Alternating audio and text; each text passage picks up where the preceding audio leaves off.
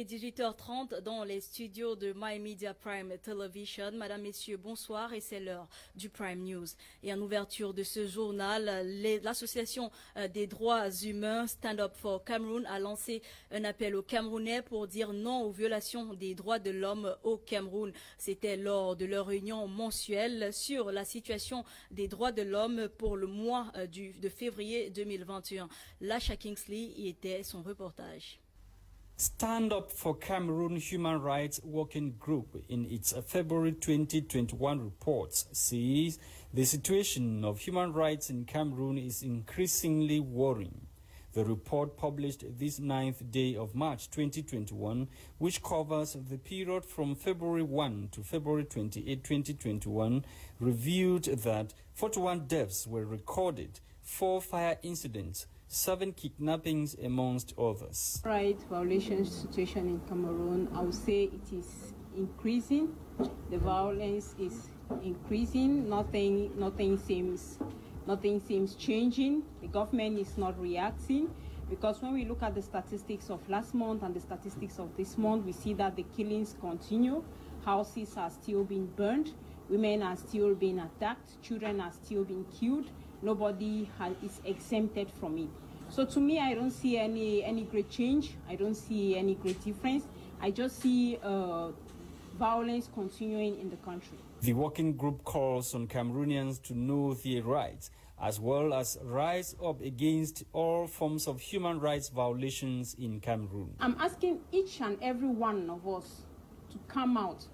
Like what one of the panelists was saying, that if somebody is arrested, and his right is violated and it is communicated, instead for the citizen to join him, to support him, they will rather criticize. So we are calling on the citizens to join Stand Up for Cameroon, so that we come together when there is any violation of an individual's right. We move down together and we act upon it. And I bet you that the more we act, the more we come together, the more we mobilize, the more pressure we put to the government, it is certain that we are going to have a perfect feedback. Stand Up for Cameroon Human Rights Working Group has also included in their report special recommendations to Cameroonians. The major recommendations that have been put in place by Stand Up is with respect to the citizens of Cameroon, that they should be more committed, they should be informed. They should be informed, and they should not be ignorant to the law. Into the working group, there are current situations on Cameroon soil which are favorable to massive human rights violations. The war against Boko Haram in the far north region of Cameroon, the conflict in the northwest and southwest regions, the impact of the conflict in Central African Republic on Cameroon in the east region, and the impact of piracy in the Gulf of Guinea on Cameroon. The report also zooms on a number of violations such as civil and political rights, gender-based violence, and violence against civilians by the state and various non-state armed groups. Les excès observés lors des précédentes célébrations de la Journée internationale de la femme ont baissé. Je vous propose de suivre les raisons de ce changement dans ce reportage que signe Gladys Bomotanguina. La Journée internationale de la femme, instituée depuis 1977 afin de faire valoir les droits de la femme et son apport dans la société, est devenue une véritable tradition au Cameroun en particulier, avec entre autres la production d'un pan spécial tous les ans, l'exposition et la promotion de l'entrepreneuriat féminin et de plusieurs autres activités. L'édition 2021, sous le thème Leadership féminin pour un futur égalitaire dans le monde de la COVID-19, est effectivement célébrée en pleine observation de la seconde vague de coronavirus, a été marquée plus positivement que la célébration des années précédentes qui était le théâtre de diverses dépravations de mœurs. Néanmoins, certains excès ont été observés, à l'instar de la tenue des festivités pour certaines femmes jusqu'au petit matin du 9, laissant ainsi l'opinion publique subjuguée et assoiffée de connaître quelles en sont les raisons. Si vous sortez aujourd'hui, vous allez les voir là d'ailleurs en train de faire du call box, voilà, vendre des bonbons et autres. Ce sont des activités qu'elles mènent 7 jours sur 7. Parfois, elles n'avaient même pas de repos. je pense que c'est dernièrement qu'on a commencé même à mettre à imposer des jours de repos pour qu'elle se repose. Et le 8 mars était généralement une journée festive parce que c'était le seul jour où elle pensait à elle. Parce que pendant toute l'année, une femme, elle pense à son mari, elle pense à ses enfants, elle pense à ses frères, elle pense à ses sœurs, elle pense à toute la famille. Et quand elle finit ça, il y a encore son petit boulot qu'elle a, sa petite activité qu'elle mène. Donc, ce qui fait que pendant pratiquement toute sa vie, en fait, elle s'occupe des autres. Elle s'occupe jamais d'elle. Et c'était ce jour où elles avaient justement l'occasion de sortir et d'être entre elles, les femmes, s'amuser. Parfois, ça a beaucoup débordé. Mais j'ai fini par comprendre qu'en réalité, c'était un ouf de soulagement qu'elles avaient. Elles pouvaient penser à elles ce jour. Pour d'autres, ayant fêté responsablement, comme les femmes de médias de My Media Prime Télévision, leur reste à les encourager à continuer à impacter positivement les populations en tant que femmes, mères, épouses et sœurs, peu importe le lieu où elles se trouvent. Toujours parlant du 8 mars, leadership féminin pour un futur égalitaire dans le monde de la Covid-19. Tel était le thème de cette 36e édition de la Journée internationale des droits de la femme. Dans le reportage qui suit, Dolly Ngondé révèle à quel point les femmes ont répondu à cet appel un jour après la dite célébration.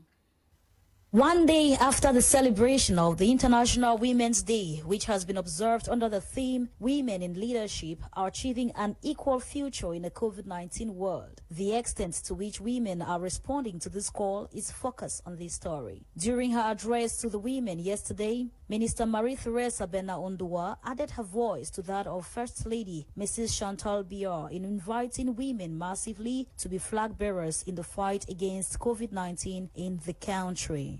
Je les invite à se mobiliser davantage pour porter le leadership de la lutte contre le coronavirus. Today is March 9th, but unfortunately, this call can be described as that scenario of water being poured on a deck's back, given that the number of women spotted adhering to the COVID-19 preventive measures are still countable in public spheres. Who is to blame? Poor sensitization or mere negligence? From the former perspective, following the cancellation of nationwide parade by the women this year on 8th March by His Excellency President Paul Biya in a bid to curb the widespread of the coronavirus pandemic, this to some women also meant a limitation to the awareness and elaboration of the central theme to them, who unlike the previous years now resorted to daily routines with no directives on how to go about the day and season, thus no clue on what to celebrate and promote. Meanwhile, negligence towards the respect of anti-COVID-19 barrier measures is on the rise like a cankerworm in the society, and not just amongst the female folk to mention. 8th March is gone, but the theme, Women in Leadership are Achieving an Equal Future in a COVID-19 World, is what every woman must promote in order to make this year's edition of the International Women's Day go down memory lane with applause despite all odds. Et parlons du Covid-19, conformément aux recommandations du Premier ministre chef du gouvernement, Joseph John Gouté, l'exécutif communal d'Unfu, sous la supervision du maire Francis Ngoumou, a relancé hier 8 mars la campagne de resensibilisation contre le Covid-19, la distribution des masques de protection et autres pour lutter contre cette propagation était le point du jour. Je vous propose de suivre ce reportage. C'est dans le cadre de la campagne de resensibilisation contre la propagation du Covid-19, conformément à la recrudescence de la pandémie, que le maire de la commune exécutive d'Unfu, Francis Ngoumou, s'est adressé à sa communauté. Dans une approche pédagogique, il a sensibilisé les populations sur la gravité de la situation et sur les gestes barrières, promettant ainsi des sanctions pour le non-respect des mesures barrières. On est reparti sur une veille permanente. Personne ne sera autorisé à se promener dans l'espace public de la commune d'Unfu s'il ne porte de masque. Nous verrons à ce qu'il n'y ait pas de surcharge dans les voitures, qu'au marché, que dans les débits de boissons. Toutes les mesures d'hygiène sont respectées. C'est le lancement d'un processus qui va durer tant que ce sera nécessaire. La distribution des masques de protection gel hydroalcoolique et des savons aux commerçants, chauffeurs transport public, chefs de village a marqué cette opération. Un geste qu'a apprécié les bénéficiaires. Même si je sors, même si je vais où je porte, je vais souvent couvrir ma marchandise comme moi je fais souvent le bâton. J'ai ramassé le main pour donner le masque-ci. Je vais distribuer ça à mes gars. Le geste de la mairie d'aujourd'hui nous donne joie au cœur parce que nous, on a toujours eu le plaisir de porter les cache-nez, mais dans notre vie, on n'a jamais eu un stock de cache-nez, même pour acheter. Cette campagne de resensibilisation anti-Covid-19 dans la commune d'Unfou vient quelques jours après la lettre du Premier ministre chef du gouvernement Joseph Dione Gouté sur la recrudescence de la pandémie. Pour la commune d'Unfou, bien que aucun cas de contamination n'a été enregistré dans cette partie du pays, l'heure n'est pas au relâchement des mesures barrières. Vous regardez Prime News sur My Media Prime Television. Plus de 4000 réfugiés nigériens au camp de Minawao à Maroua ont été accueillis dans leur patrie sous la supervision du ministre de l'administration territoriale Paul Atanganji et du gouverneur de l'État de Borno. Ces ex-réfugiés ont également bénéficié de l'assistance matérielle du chef de l'État, son Excellence Paul Biya. Les détails avec Guienda Perdrine Blanche. Headed by the Minister of Territorial Administration, Minister Paul Atanganji, and Fanoff Governor, the first set of Nigerian refugees on voluntary repatriation were received by a delegation led by Governor of Borno State in Amchide, border town between Cameroon and Nigeria, in Kolofata Subdivision, Mayowa Sava Division. During the ceremony to officially welcome back the over 400 of 5,000 Nigerian refugees, Minister Paul Atanganji distributed some relief materials from the head of state to the 113 families, comprising of hygiene kits, beddings, and food items. All other refugees who voluntarily return will equally benefit from this aid, according to the Minister of Territorial Administration. The delegation from Cameroon was welcomed by the governor of Borno State, Babangana Zulum, who described the occasion as historic, extending appreciation to the presidents of Nigeria and Cameroon and the multinational joint task force who accompanied the refugees, announcing an imminent reopening of borders for economic activities to begin between the two countries. Amongst the Nigerians returning home are those born in the Minao camp, going back to their land for the first time. Due to COVID-19 and strict respect for all barrier measures, pregnant women in their last trimester, sick persons, and those who tested positive were exempted. A total of 12 buses provided by the Borno State government carried the refugees, while their livestock and luggage were packed in separate trucks. The returnees were based at the Minawao camp in Marua, a camp created in 2013, host to about 70,000 refugees. La directrice exécutive du REDAC, Maximilienne Ngombe, a reçu le prix international du courage des femmes à l'occasion de la journée internationale des droits de la femme hier. La militante des droits humains a été reconnue pour ses qualités de leader exceptionnelle. Les détails avec Nora Kakebi. Executive Director of the Central African Human Rights Defenders Network, Maximilienne Ngombe, has been recognized by the United States for her exemplary leadership skills. Recently, she and other extraordinary women from across the globe were handed recognition at the annual International Women of Courage Awards, a virtual ceremony hosted by the U.S. Secretary of State Anthony Blinken. According to the United States government, the REDHAC Executive Director has demonstrated extraordinary leadership qualities, courage, perseverance and resilience through adversity in the promotion of human rights activities in Cameroon and Central Africa at large. It should be noted that Maximilienne Ngombe has been at the fore with an outspoken voice among civil society actors, often sacrificing her personal safety and security, all in a bid for a peaceful solution to the Anglophone crisis in the war-ravaged English-speaking regions of Cameroon. The rights activists Maximilienne has equally spoken out against the increased constraints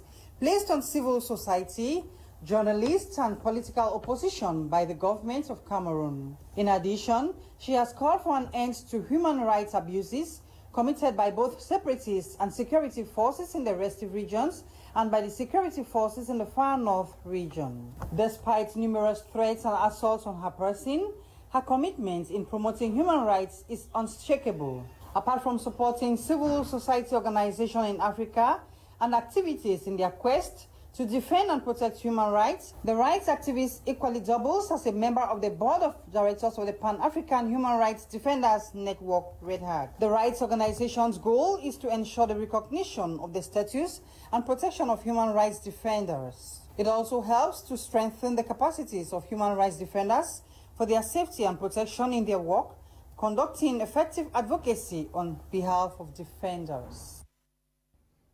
Le ministre délégué auprès du MINREX chargé de la coopération avec le monde islamique, Adoum Gargoum, qui a rendu l'âme hier 8 mars à l'hôpital de la CNPS des suites d'une courte maladie, a été porté en terre ce jour. Le récit de cette cérémonie ainsi que son parcours de vie avec Aileen Sama.